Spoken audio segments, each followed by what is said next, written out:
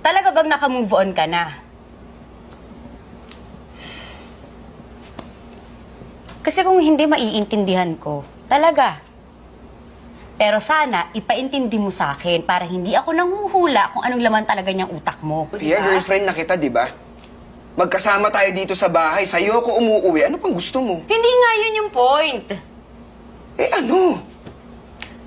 Ang sinasabi ko lang naman kasi, pwedeng nagustuhan mo ko dahil iba ako sa ex mo, di ba? Ako, maingay, fun-fun lang.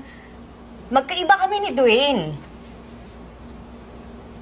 Hindi kaya nagustuhan mo lang ako para makalimutan mo siya? Posible naman, di ba? Kasi, tignan mo, hinanap mo pa rin. Gets ko naman, Nix.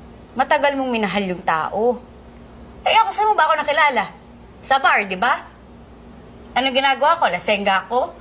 Pinagpasapasahan ako ng ibang lalaki? Ang bilis ko nga pumatol sa'yo eh. Anong laban ko kay Dwayne? Ikaw nagsabi niyan, hindi ako.